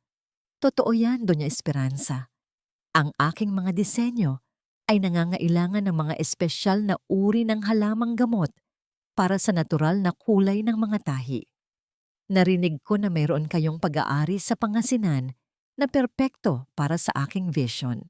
Nagkatinginan si Ryan at Esperanza. Ang kislap ng kasakiman sa kanilang mga mata ay hindi maikakaila. Para sa kanila, si Isabela ay isang paukusin, isang salbabida na magliligtas sa kanila mula sa dagat ng utang. Actually, Miss Isabela, we have that property. Ang mabilis na singit ni Ryan. Ang kanyang boses ay puno ng pagnanais na makuha ang tiwala ng magandang designer. It's a prime land at handa kaming makipag-collaborate sa inyo para sa development nito. Imagine the prestige, a Villanueva de la Cruz partnership. Prestige is expensive, Mr. Villanueva. Ang tugon ni Isabela habang pinaglalaruan ang kanyang baso ng champagne. At hindi ako nakikipag-partner sa mga taong hindi seryoso. Kailangan ko ng katiyakan na ang lupang iyon ay malinis ang titulo at walang anumang sabit. Marami akong naririnig na chismis tungkol sa inyong pamilya at ayaw kong madamay ang pangalan ko sa anumang iskandalo. Tila nabulunan si Esperanza sa kanyang iniinom. Iskandalo? Oh, those are just bitter people talking, my dear. Ang aming pamilya ay kilala sa integridad. Ang lupang iyon ay amin at wala itong anumang problema. Pirmahan niyo ito bilang letter of intent. Ang sabi ni Isabela. Ito ang magiging simula ng ating ugnayan. Ngunit tandaan niyo, kapag nalaman kong may itinatago kayo, hindi lang ang partnership na ito ang mawawala. Sisiguraduhin kong babagsak ang lahat ng koneksyon niyo sa Europa. Dahil sa takot na mawala ang pagkakataon, hindi na nag-isip si Esperanza. Kinuha niya ang panulat at mabilis na nilagdaan ang papel. Hindi binabasa ang maliliit na letra sa ibaba na nagsasaad na ang anumang kasinungalingan sa titulo ay magreresulta sa paglipat ng lahat ng kanilang ari-arian sa ilalim ng pangalan ni Isabela bilang collateral. Habang nagdiriwang ang mga Villanueva sa kanilang tagumpay, lumapit si Isabela kay Sebastian. Ang kanyang puso ay tumitibok ng mabilis, hindi dahil sa tagumpay, kundi dahil sa sakit na makitang muli ang kanyang anak na tila isang bilanggo sa sarili nitong tahanan. Nakuha na natin ang unang pirma, bulong ni Isabela. Pero kailangan nating mailabas si Luisa doon. Sebastian, hindi ko kayang makita siyang ganoon. Gagawa tayo ng paraan, Isabela, pero kailangan nating mag-ingat. Matalas ang pangamoy ni Esperanza. Tugon ni Sebastian habang dahan-dahang hinahawakan ang kamay ni Isabela sa ilalim ng lamesa upang bigyan siya ng lakas. Kilig moment. Ngunit ang cliffhanger ay dumating nang biglang lumapit si Ryan kay Isabela pagkatapos uminom ng ilang baso ng alak. Ang kanyang mga mata ay naniningkit sa suspisya. Miss Isabela, may isang bagay lang akong gustong itanong. Ang sabi ni Ryan, ang kanyang boses ay may halong pagkalasing at panganib.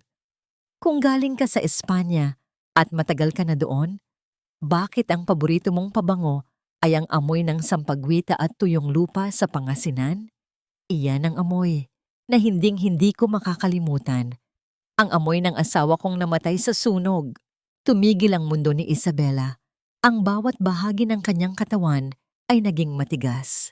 Nakatitig si Ryan sa kanyang leeg, kung saan may isang maliit na bakas ng paso na hindi tuluyang natakpan ng makeup. Ang amoy ng sampagita ay amoy ng mga patay, Mr. Villanueva. Hindi ba't iyon ang bulaklak na iniaalay sa mga libing? Marahil ay sinusundan ka lang ng sarili mong konsensya. Ang boses ni Isabela ay kasing talas ng isang labaha. Pinuputol ang tensyon na tila isang makapal na tela. Hindi siya kumurap habang nakatitig sa nanlilisik na mga mata ni Ryan. Dahan-dahan niyang inayos ang kanyang buhok upang takpan ang maliit na bakas ng paso sa kanyang leeg. Ang kanyang kilos ay puno ng pang-aasar at hindi ng takot. At ang pasong ito? Dagdag ni Isabela habang itinuturo ang kanyang leeg na may bahid ng paghamak. It was a souvenir from a laboratory accident in Madrid. Minsan, ang paglikha ng kagandahan ay nangangailangan ng sakripisyo. Ngunit hindi ko alam na ang asawa mong namatay ay may ganito ring marka. What a tragic coincidence. Napaurong si Ryan. Ang lamig ng pakikitungo ni Isabela ay nagpaguho sa kanyang suspisya, ngunit ang kaba sa kanyang dibdib ay nanatili. Bago pa man siya makapagsalita muli, lumapit si Sebastian at dahan-dahang inilagay ang kanyang kamay sa baywang ni Isabela, isang pagpapakita ng pagmamay-ari na nagpatahimik kay Ryan. Miss Isabela is tired, Mr. Villanueva. Marami pa kaming kailangang asikasuhin para sa ating partnership. Ang seryosong sabi ni Sebastian. Nang makalayo sila sa ingay ng ballroom, naramdaman ni Isabela ang panginginig ng kanyang buong katawan. Ang kanyang mga palad ay basa ng malamig na pawis. Ang bawat hakbang palayo sa mansyon ay tila isang pagtakas mula sa isang hukay. Nakahalata siya, Sebastian. Ang pabulong na sabi ni Isabela sa loob ng sasakyan. Ang dilim sa labas ay tila sumasabay sa bigat ng kanyang nararamdaman. Hindi siya nakahalata. Natatakot lang siya. Tugon ni Sebastian habang mahigpit na hinahawakan ng manibela. At ang takot na yan ang gagamitin natin. Ngayong gabi, magsisimula ang totoong parusa para sa kanila. Pagdating sa mansyon ng mga Villanueva, isang kakaibang katahimikan ang bumalot sa paligid. Si Doña Esperanza, na ngayoy puno ng pag-asa dahil sa kontratang nilagdaan, ay masayang pumasok sa kanyang silid. Ngunit ang amoy sa loob ng kwarto ay hindi ang paborito niyang pabango. Ito ay amoy ng usok, amoy ng nasusunog na tela, at abo. Dahan-dahan siyang lumapit sa kanyang higaan. Ang tunog ng kanyang marahang paghinga ay tila lalong bumibigat sa bawat segundo. Nang buksan niya ang mga ilaw, isang hiyaw ang muntik nang kumawala sa kanyang lalamunan. Sa gitna ng kanyang kama, maayos na nakalatag ang isang piraso ng gintong sinulid. Ito ang eksaktong hibla na ginamit ni Maricela sa pagtatahi ng barong. Sa tabi nito ay isang maliit na kapirasong tela na may bakas ng sunog at isang sulat na nakasulat sa dugo pulang tinta. Ang mga tahi ng nakaraan ay hindi kailanman mapuputol. Sino ang gumawa nito? Ang bulyaw ni Esperanza sa dilim. Ang kanyang boses ay nanginginig sa matinding takot. Binuksan niya ang pinto at tinawag ang mga katulong. Ngunit ang lahat ay mahimbing na ang tulog. Tila walang nakarinig sa kanyang pagsigaw. Samantala, sa kabilang bahagi ng mansion, dahan-dahang pumasok si Isabela sa isang lihim na pinto na tanging siya lang ang nakakaalam. Ang tunog ng kanyang mga yapak sa lumang kahoy ay tila isang bulong ng nakaraan. Naroon siya upang hanapin si Luisa, ngunit ang kanyang pagmumuni-muni ay naputol nang marinig niya ang tunog ng pagpihit ng doorknob mula sa silid ni Luisa. Mabilis siyang nagtago sa likod ng malaking kurtina. Mula sa kanyang pinagtataguan, nakita niya si Ryan na pumasok sa silid ng bata. Ang kanyang mukha ay puno ng lumbay at pagsisisi. Lumapit si Ryan sa natutulog na si Luisa at dahan-dahang hinaplos ang buhok nito.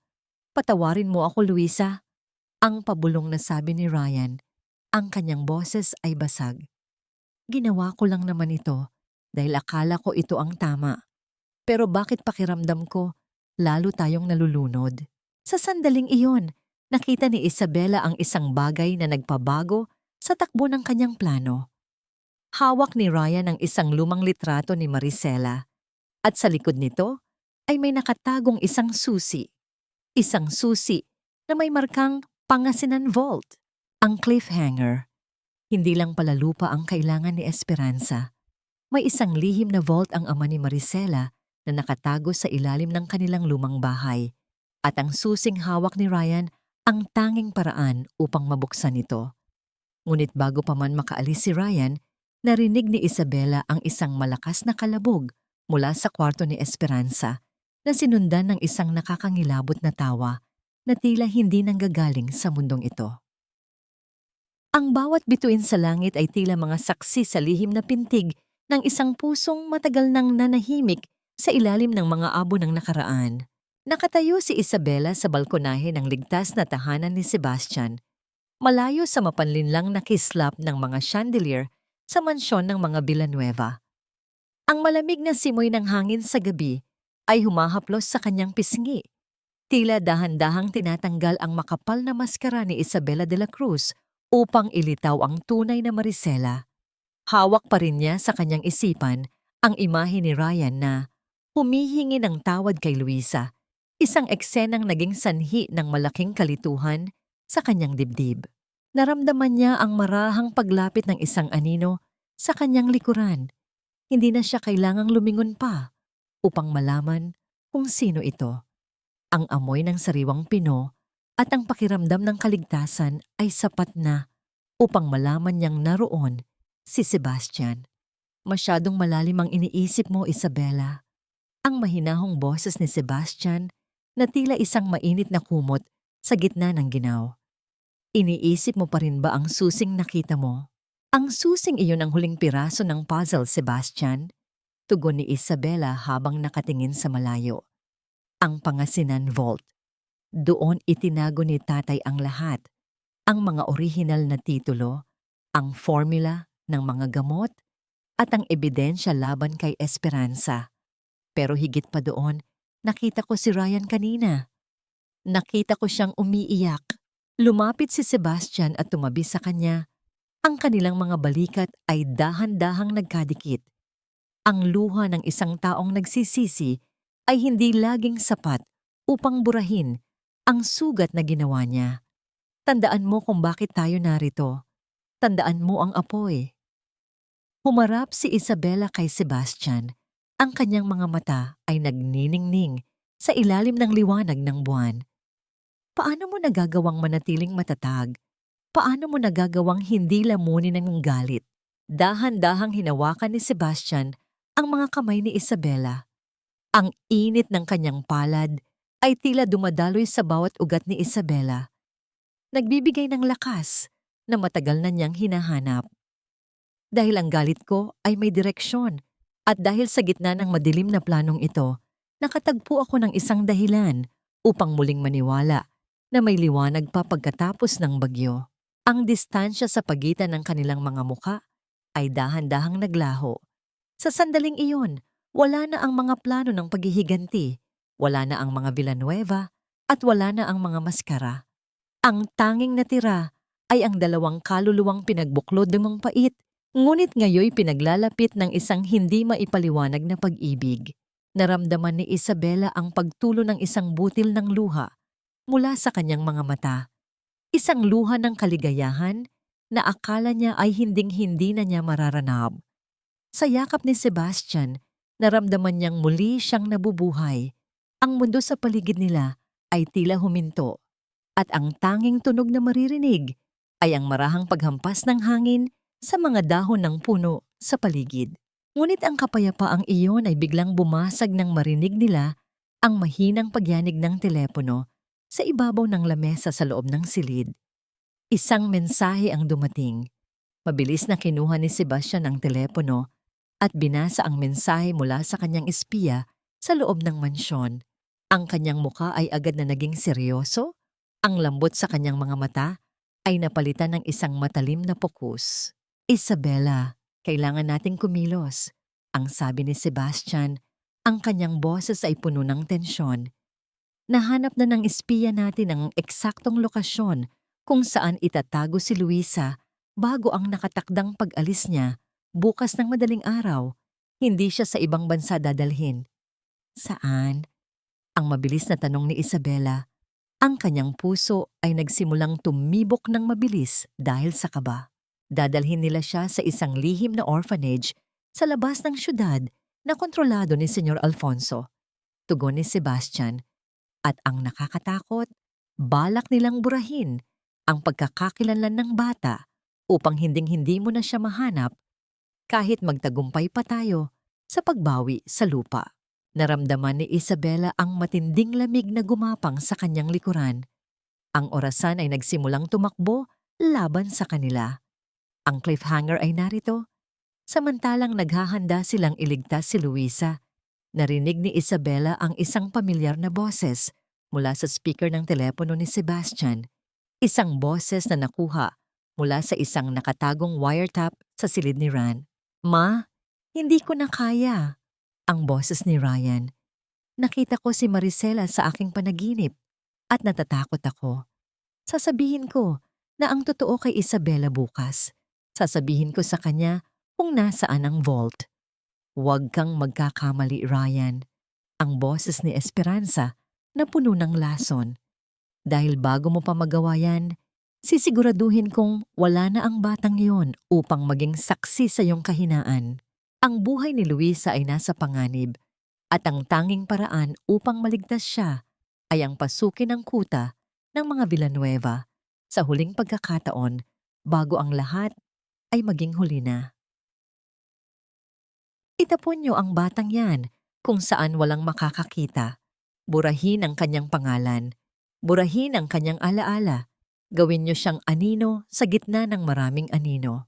Ang boses ni Doña Esperanza sa wiretap ay tila isang malagim na hatol na nagpabilis sa tibok ng puso ni Maricela. Nakatayo siya sa gitna ng masukal na daan. Ang kanyang mga mamahaling sapatos na pansamantalang ginamit bilang Isabela ay lubog na sa maputik na lupa. Ang ulan ay hindi tumitigil. Ang bawat patak nito ay humahampas sa kanyang balat na parang mga maliliit na latigo. Ngunit wala siyang nararamdamang lamig. Ang tanging nararamdaman niya ay ang naglalagablab na apoy sa kanyang dibdib. Isang apoy na mas matindi pa sa tumupok sa bodega. Sa harap nila ni Sebastian ay isang madilim na gusali, isang luma at abandonadong warehouse sa gilid ng dagat na nagsisilbing transit point ni Alfonso para sa mga batang itatago o ibebenta. Ang tunog ng mga alon na humahampas sa mga haligi ng pier ay tila isang malungkot na kanta ng mga kaluluwang nawawala. Dito lang tayo sa gilid, Isabela. Ang pabulong na paalala ni Sebastian habang dahan-dahang hinahawi ang mga matataas na damo. Ang kanyang kamay ay mahigpit na nakahawak sa braso ni Maricela. Binibigyan siya ng direksyon sa gitna ng kadiliman. Huwag kang gagawa ng anumang ingay. Ang mga tauhan ni Alfonso ay hindi nagtatanong. Diretso silang gumagamit ng dahas. Dahan-dahan silang gumapang patungo sa isang maliit na bintana sa likod ng gusali. Ang bawat paghinga ni Maricela ay maingat. Tila natatakot na pati ang hangin ay magsumbong sa kanilang presensya. Sa loob, nakita niya ang ilang mga lalaking may mga baril na nakasukbit sa baywang, nagtatawanan habang umiinom ng alak sa tabi ng isang maliit na lamesa. Ang amoy ng mura at matapang na sigarilyo ay lumalabas mula sa mga siwang ng dingding. At doon, sa isang sulok, nakita niya ang isang maliit na figura na nakabaluktot sa ibabaw ng isang manipis na karton. Si Luisa. Ang bata ay yakap ang kanyang mga binti. Ang kanyang maruming damit ay basang-basa. At ang kanyang maliit na katawan ay nanginginig sa bawat pag-ihip ng hangin mula sa mga butas ng gusali. Ang mundo ni Maricela ay tila gumuho sa sandaling iyon. Ang bawat bahagi ng kanyang pagkatao ay gustong sumigaw, gustong pumatay, gustong wasakin ang bawat pader na naghihiwalay sa kanya sa kanyang anak. Ngunit hinawakan siya ni Sebastian nang mahigpit sa balikat. Ang kanyang mga mata ay nagsasabing, "Maghintay ka." Nang lumabas ang dalawa sa mga bantay upang mag-roving sa paligid, sinenyasan ni Sebastian si Maricela. Mabilis silang pumasok sa loob sa pamamagitan ng sirang pinto sa gilid. Ang tunog ng kalawang na bisagra ay natakpan ng malakas na dagundong ng kulog mula sa labas. "Luisa," ang halos pabulong na tawag ni Maricela. Ang kanyang boses ay nanginginig sa matinding emosyon. Dahan-dahang nag-angat ng ulo ang bata. Ang kanyang mga mata, na dati ay puno ng kislap at buhay, ay ngayoy maputla at puno ng takot. Nang makita niya ang isang babaeng nakasuot ng itim at may takip ang mukha, lalong umurong si Luisa sa sulok. "Luisa, baby, si Mama ito," ang sabi ni Maricela habang dahan-dahang lumalapit at tinatanggal ang kanyang maskara. Ang kanyang mga luha ay muling dumaloy, hinuhugasan ng uling at dumi sa kanyang pisngi. Nakatitig lang ang bata sa kanya. Lumapit si Maricela at mabilis na niyakap ang anak. Idiniit ang kanyang mukha sa malamig na leeg ni Luisa. "Nandito na si Mama. Hindi na tayo maghihiwalay. Pangako, baby, hinding-hindi na kita iiwan."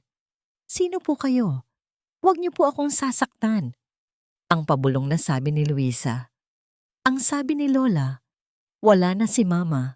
Sabi niya, "Iniwan daw ako ni Mama dahil masama akong bata." Sabi niya, naging abo na raw si Mama sa bodega. Ang bawat salita ni Luisa ay tila isang mitya na lalong nagpaalab sa puot ni Maricela. Ganoon katindi ang ginawang paninira ni Esperanza sa kanyang pagkatao sa isip ng kanyang anak. Hindi lang niya ninakaw ang anak ni Maricela, ninakaw niya rin ang alaala nito tungkol sa kanyang ina. "Hindi totoo yun, Luisa. Tignan mo ito." Inilabas ni Maricela ang huling hibla ng gintong sinulid na nakatali sa kanyang daliri. "Ito ang sinulid mula sa barong na tinitahi ko para sa papa mo. Naalala mo ba ang mga kwento ko tungkol sa gintong sinulid na nagdurugtong sa mga pusong nagmamahalan?" Napatitig si Luisa sa sinulid. Isang kislap ng pagkilala ang dumaan sa kanyang mga mata. Ngunit bago pa man siya makapagsalita, isang malakas na tunog ng pagkasa ng baril ang narinig nila mula sa pintuan.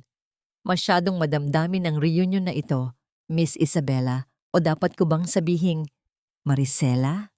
Nakatayo sa pintuan si Ryan.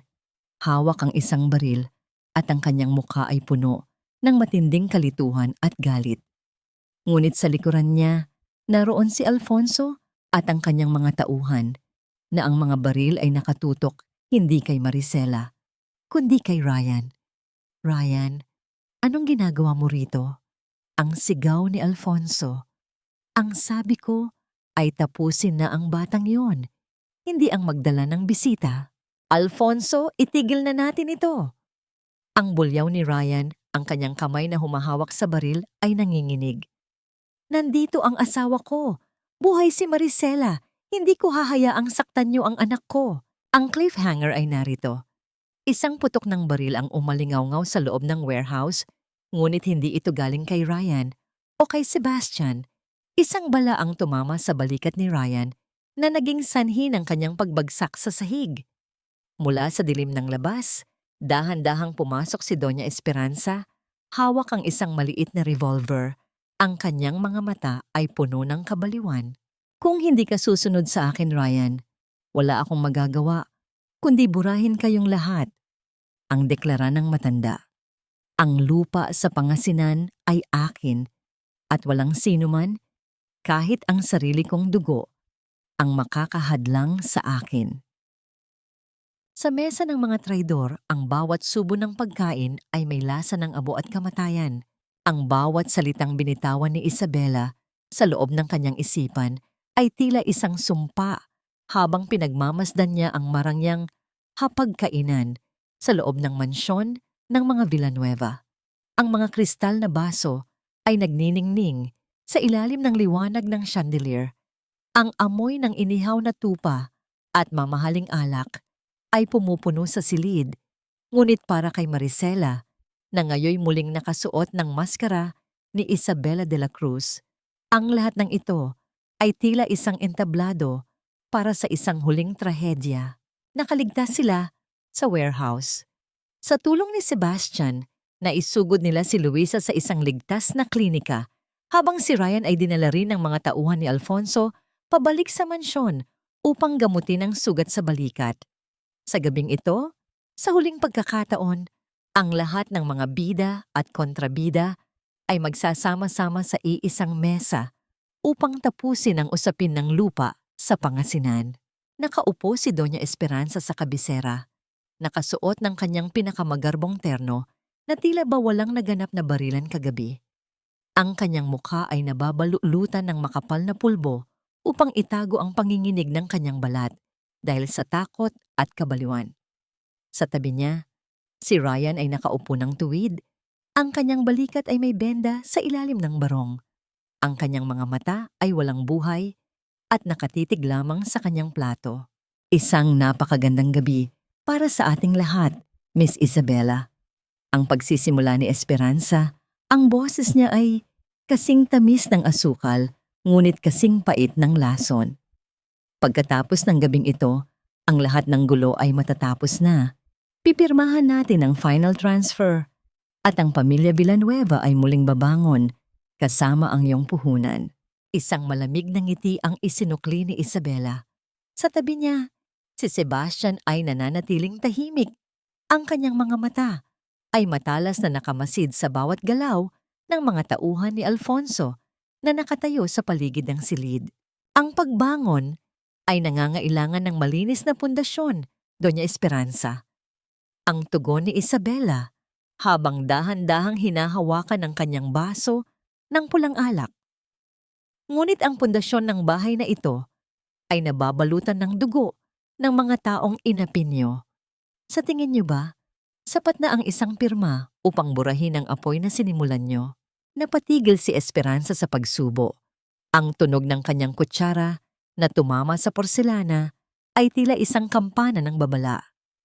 Anong ibig mong sabihin? Masyado kayatang madamdamin ngayong gabi. Iniisip ko lang ang asawa ni Ryan, si Maricela. Patuloy ni Isabela, ang kanyang boses ay naging mas malalim, mas pamilyar. Iniisip ko kung ano ang naramdaman niya habang pinapanood niyang nasusunog ang kanyang mga pangarap sa loob ng bodegang yon. At iniisip ko rin kung ano ang mararamdaman niyo kapag nalaman niyo na ang lupang pinag-aawayan niyo ay wala na sa inyong pangalan. Biglang tumayo si Ryan, ang kanyang mukha ay puno ng matinding emosyon. Isabela, itigil mo na ito. Ma, sabihin mo na sa kanya ang totoo. Hindi ko na kayang mabuhay sa kasinungalingang ito. Tumahimik ka, Ryan. Bulyaw ni Esperanza. Ang kanyang mga mata ay nanlilisik sa galit. Wala kang alam. Ang lahat ng ito ay para sa ating pamilya. Ang sinulid na ito ay hindi napuputol, Doña Esperanza. Ang pabulong na sabi ni Isabela. Kagaya ng katotohanan, hindi niyo ako pinatay sa bodega. Pinatigas niyo lang ako.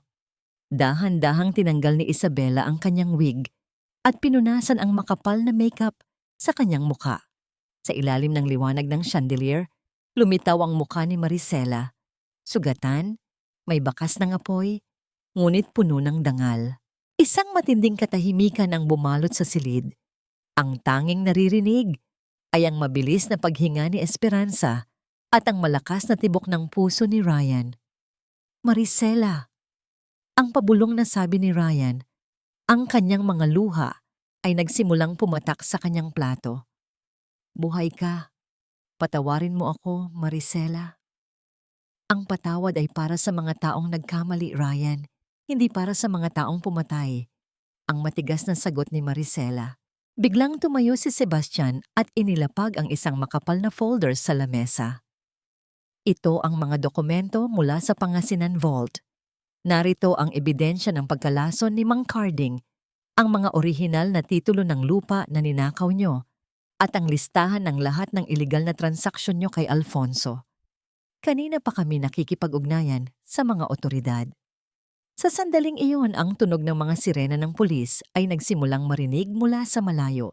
Dahan-dahang lumalakas, tila isang papalapit na hatol. Nawala ang poise ni Esperanza.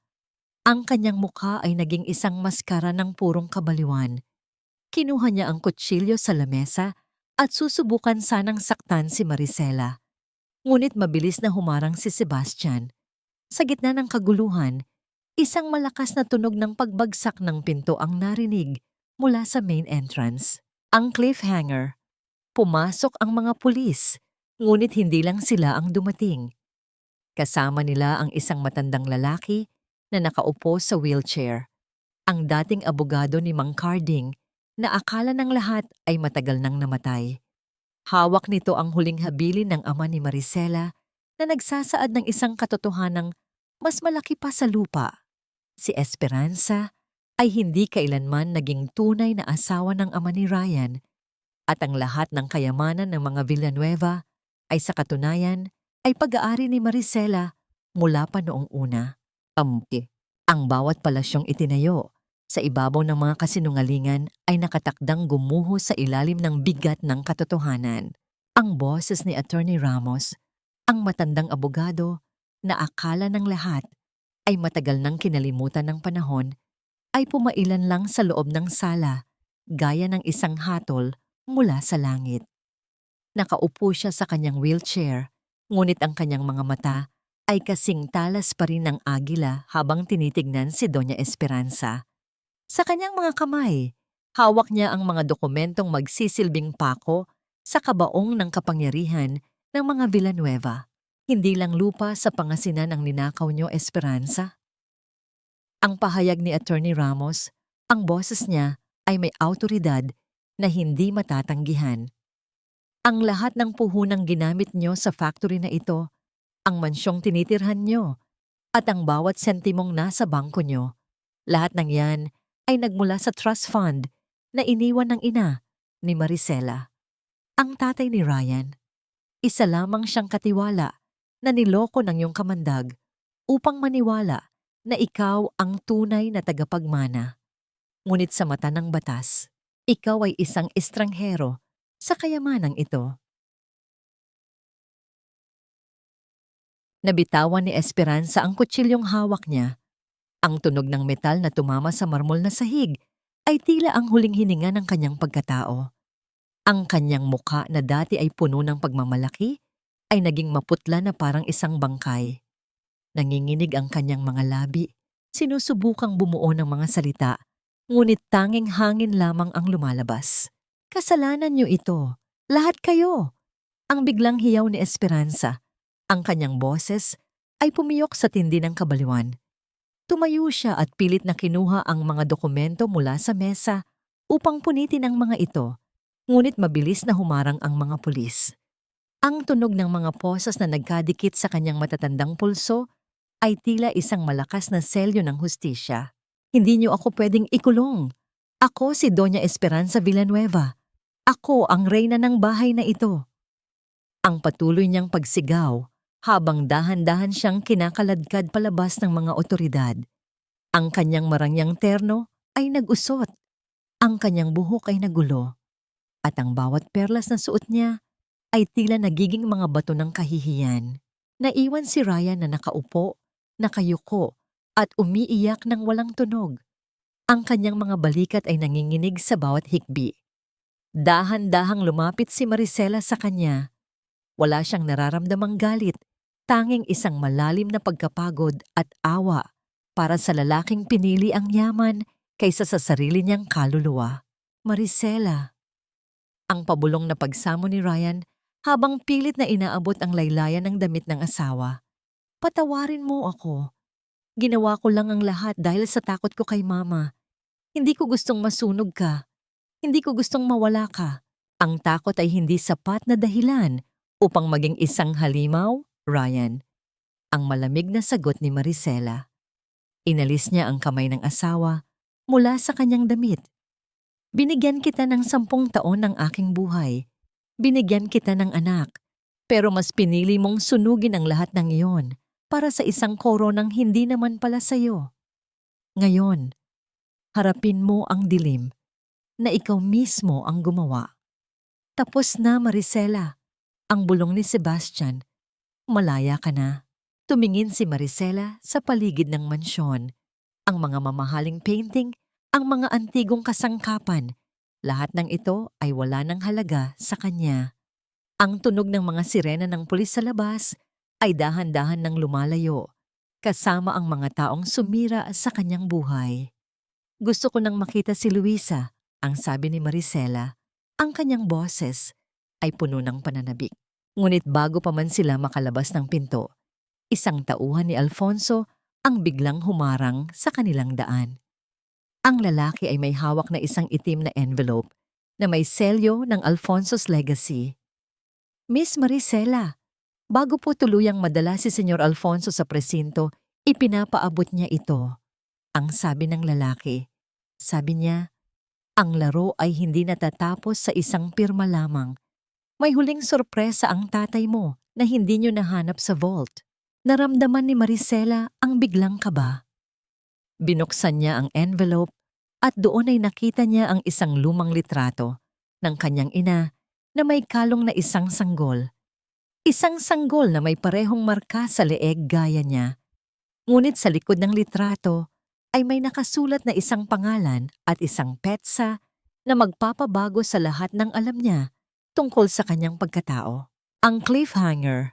Ang petsa sa likod ng litrato ay nagpapatunay na si Maricela ay hindi tunay na anak ni Mang Carding, kundi anak ng isang taong may mas mataas na posisyon sa lipunan. Isang tao na maaring maging susunod na kakampi o mas malalang kaaway sa kanyang bagong buhay. At sa dulo ng sulat, may isang babala. Ang dugo ay mas malapot kaysa sa gintong sinulid. Ang huling hakbang palabas ng mansyong yon ay tila pag-alis sa isang madilim na panaginip na tumagal ng 10 taon. Ang sikat ng araw sa madaling araw ay humahalik sa aking mukha, hindi na upang sunugin ako, kundi upang batiin ang aking paglaya. Nakatayo si Maricela sa harap ng klinika kung saan mahimbing na natutulog si Luisa. Sa kanyang kamay, mahigpit pa rin niyang hawak ang itim na envelope mula kay Alfonso. Ang katotohanang hindi siya tunay na anak ni Mang Carding ay tila isang malakas na hampas ng alon. Ngunit habang pinagmamasdan niya ang mapayapang mukha ng kanyang anak sa loob ng silid, napagtanto niya ang isang bagay. Ang pamilya ay hindi laging tungkol sa dugo. Ito ay tungkol sa kung sino ang handang mamatay at mabuhay para sa iyo. Itinago ni Maricela ang lihim na yon sa kailaliman ng kanyang puso.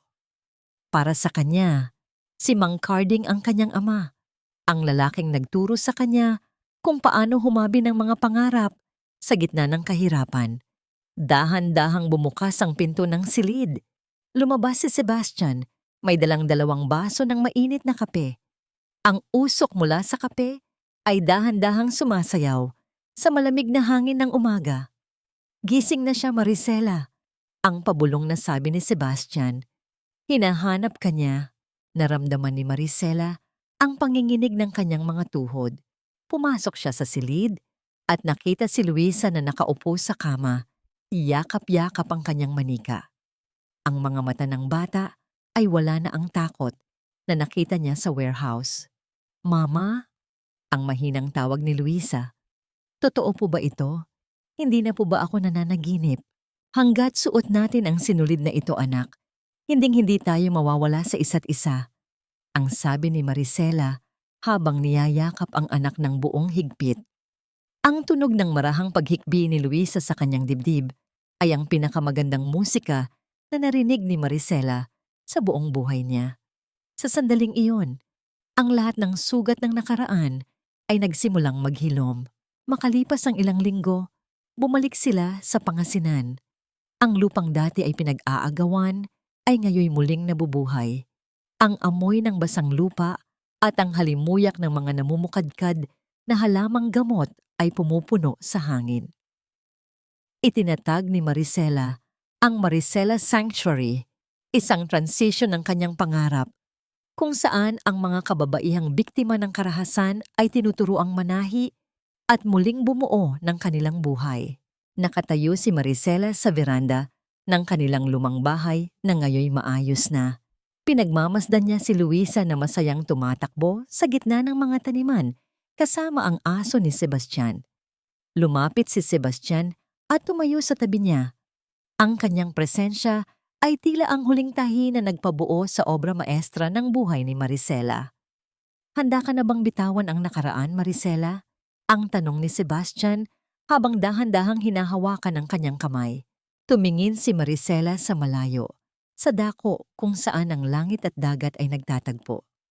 Hindi ko bibitawan ang nakaraan, Sebastian. Dadalhin ko ito bilang paalala na kahit ang pinakamaliit na hibla ng sinulid ay kayang bumuhay sa isang pusong sinunog na ng puot. Pero handa na akong simulan ang hinaharap. Kasama ka. Dahan-dahang inihilig ni Maricela ang kanyang ulo sa balikat ni Sebastian. Ang katahimikan sa paligid ay puno ng pag-asa. Wala na ang mga bulyaw ni Esperanza, wala na ang mga kasinungalingan ni Ryan. Ang tanging naririnig ay ang masayang tawanan ni Luisa at ang marahang pagaspas ng hangin sa mga dahon. Ngunit bago pa man sila tuluyang pumasok sa loob, isang puting sasakyan ang huminto sa dulo ng kalsada. Isang lalaking nakasuot ng formal na damit ang bumaba. Hawak ang isang buke ng mga bulaklak na sampagwita at isang sulat na may selyo ng gobyerno. Ang cliffhanger. Ang sulat ay hindi galing sa isang kaaway, kundi isang imbitasyon para sa isang pambansang parangal para sa kanyang mga disenyo. Ngunit sa ilalim ng imbitasyon, may isang maikling nota na nakasulat. Hinihintay ka ng iyong tunay na pamilya sa Manila. Ang oras ng pananahimik ay tapos na. Napaatig si Maricela. Ang bagong simula ay tila may kasama pang isang malaking hamon. Ang buhay ay parang isang piraso ng tela. Minsan, ito ay nasusugatan, napupunit, at nawawalan ng kulay. Ngunit sa bawat butas na iniwan ng sakit, doon tayo natututong maglagay ng mas matitibay at mas magagandang tahi upang muling mabuo ang ating pagkatao. Nakatayo si Maricela sa gitna ng kanyang hardin sa Pangasinan. Pinagmamasdan ang paglubog ng araw na nagbibigay ng kulay kahel at lila sa buong langit. Ang hanging dumarating mula sa dagat ay may dalang amoy ng asin at sariwang damo. Isang amoy na ngayon ay sumisimbolo na ng kalayaan at hindi na ng takot. Sa kanyang mga kamay, hawak niya ang isang bagong disenyo, isang barong na gawa sa pinakamahusay na telang pinya. Ngunit sa pagkakataong ito, wala na ang gintong sinulid ng hapis. Ang bawat tahi ay puno ng liwanag at kapayapaan. Napangiti siya nang marinig ang tawanan ni Luisa sa di kalayuan. Ang bata ay masayang nakikipaglaro kay Sebastian, na ngayoy bahagi na ng bawat umaga at gabi ni Maricela. Ang pananahimik ni Sebastian sa kanyang tabi ay hindi na isang misteryo, kundi isang matibay na pundasyon ng isang bagong pag-ibig na binuo mula sa paggalang at pag-unawa.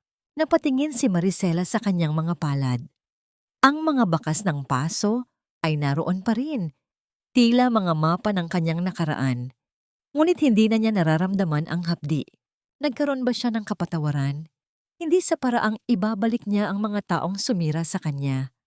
Si Doña Esperanza ay nananatili sa loob ng isang pasilidad para sa mga may sakit sa isip, habang si Ryan ay nagsisilbi ng kanyang parusa sa likod ng rehas, binubuo ang sariling piraso ng pagsisisi. Pinatawad ni Maricela ang kanyang sarili. Pinatawad niya ang kanyang sarili sa pananatili ng matagal sa dilim at sa pag-aakalang ang kanyang halaga ay nakadepende sa pag-ibig ng iba. Iyon ang tunay na pagpapatawad, ang pagpapalaya sa sariling kaluluwa mula sa tanikala ng puot. Nakahanap ba siya ng kapayapaan? Oo. Ang kapayapaan ay hindi ang kawalan ng gulo, kundi ang kakayahang manatiling buo sa gitna ng bagyo. Sa bawat ngiti ni Luisa at sa bawat haplos ni Sebastian, alam ni Maricela na ang kanyang mundo ay maayos na. Ano ang aral na natutunan niya? Na ang pinakamalaking utang na loob ay hindi para sa mga taong nagpalaki sa atin sa paraang mapanakit, kundi para sa ating sarili. Utang natin sa ating sarili na huwag sumuko. Utang natin sa ating sarili na maging masaya. Tungkol sa lihim ng kanyang tunay na pagkatao na ipinadala ni Alfonso, dahan-dahang kinuha ni Maricela ang liham mula sa kanyang bulsa at, nang walang pag-aalinlangan, ay inilapit ito sa apoy ng maliit na lampara sa beranda.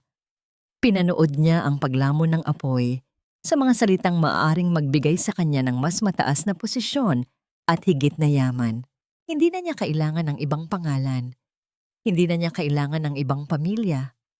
Siya si Maricela, ang anak ni Mang Carding, ang ina ni Luisa, at ang arkitekto ng sarili niyang tadhana. Ang kanyang tunay na legacy ay hindi nakasulat sa dugo, kundi sa bawat pusong natutulungan niyang muling mabuo sa kanyang sanctuary. Dahan-dahang lumapit si Sebastian at inilagay ang kanyang braso sa balikat ni Maricela. Isang marahang halik ang idiniit nito sa kanyang sentido, habang sabay nilang pinagmamasdan ang huling sikat ng araw. "Handa ka na ba para sa hapunan?" Ang mahinahong tanong ni Sebastian. "Handa na ako," tugon ni Maricela. Isang matamis at totoong nangiti ang sumilay sa kanyang mga labi. "Handa na ako para sa lahat ng bukas na darating." Ang huling imahe ng kwento ay ang isang piraso ng gintong sinulid na nakasukbit sa isang sanga ng puno sa hardin.